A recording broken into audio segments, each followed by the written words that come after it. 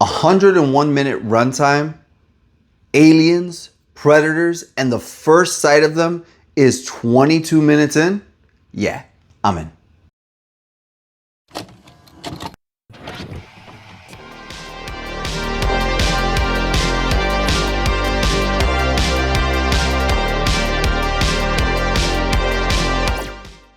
What's going on, people? Alex Thorn here, and I'm just a rock and roller who in his downtime likes to watch movies while wearing a bandana.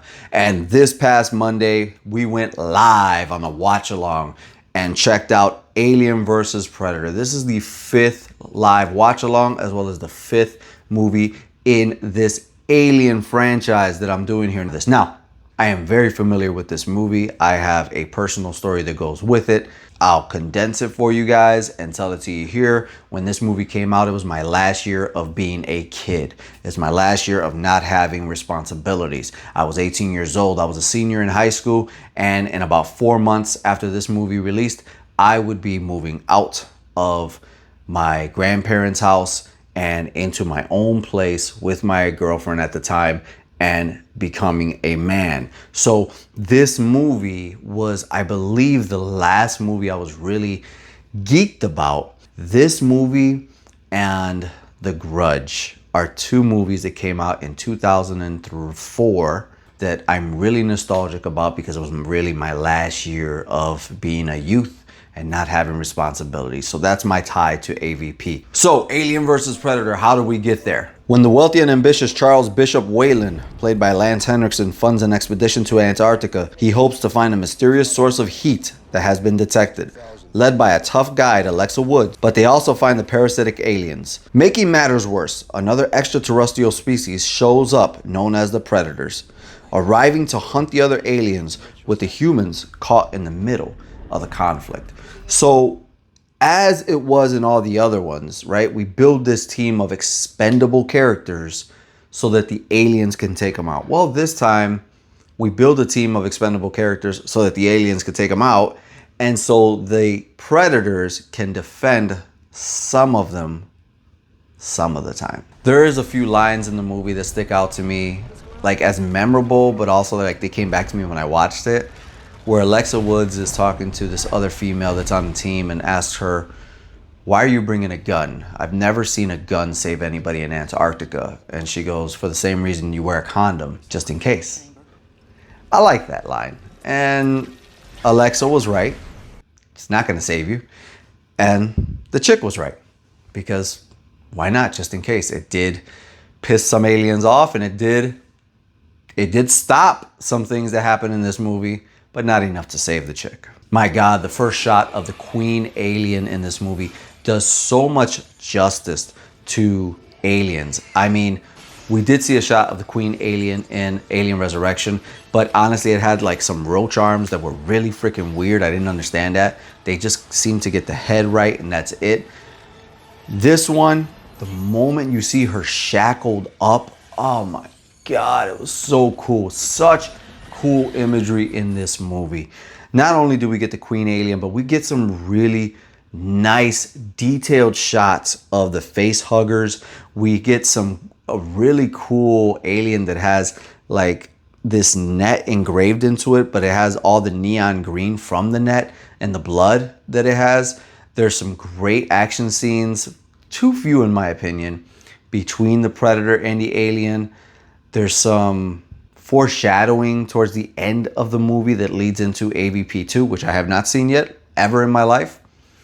But I really enjoyed the design of the Predators in this movie, and I really like that beefy look. They look like pro wrestlers. And not only that, but the aliens move amazingly well here. I feel like there are moments, of course, where they use practical effects, and there's moments where they use CGI, but they did such a good job of integrating those two together.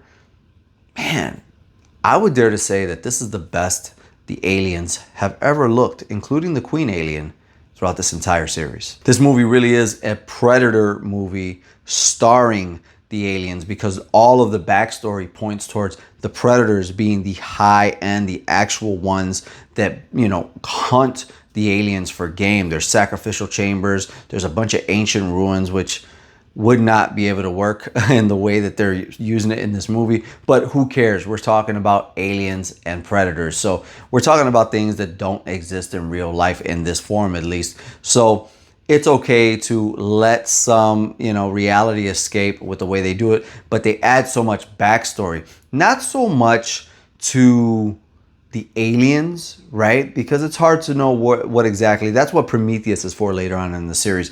But the Predators don't have a Prometheus style movie unless they do, and I don't know it because I've never watched The Predator or Predator. Terrible titles for these movies. But they give you that backstory on how the aliens and the predators interact and why they're here. The humans in this are just caught in the middle.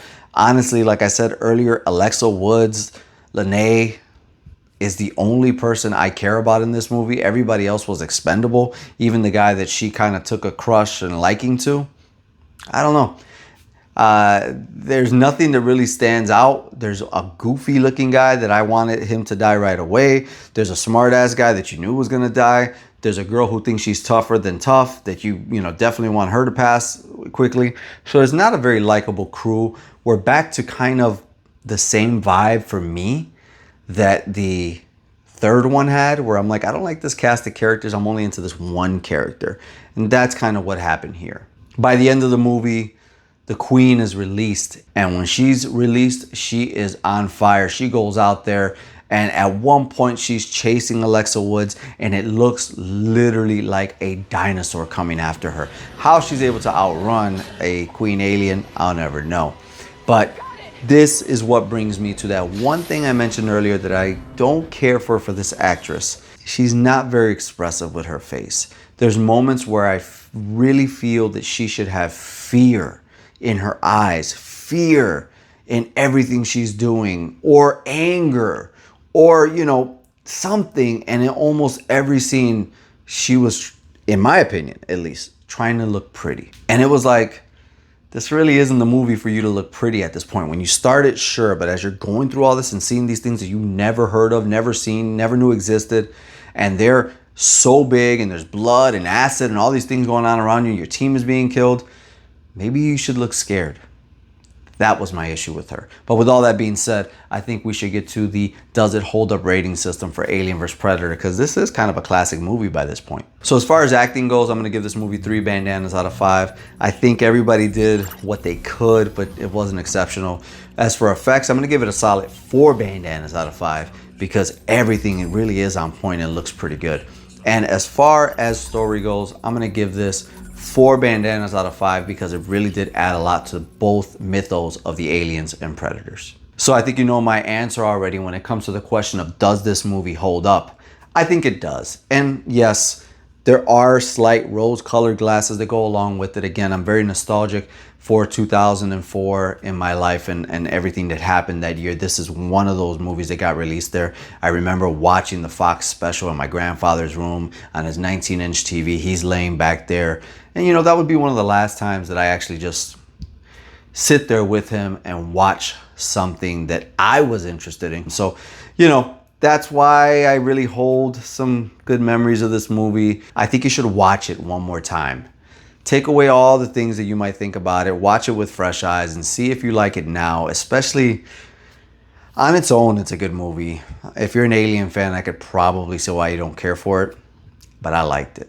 Guys, we can talk about all this and more through my channel's membership. That's right, Thorn Theater has a membership tier. 2 of them actually, Plus and Ultimate. And when you join the Ultimate tier, not only do you get access to videos early, you get to request your own video reviews, you get access to exclusive live watch-alongs and exclusive live chat, but you also get your very own Thorn Theater membership card mailed out to you, laminated and all, just like the good old days. And if you don't want to go there, you can also do the Plus membership, where you can help shape the future of this channel through polls, behind the scenes photos, and exclusive shorts. And if you don't feel like committing to a membership, you can always leave me a super chat, super thanks, or buy me a coffee. That's right, I love coffee and it gets me through every day. It gets me through these long editing sessions, and it is a way for you to directly support the creator like me.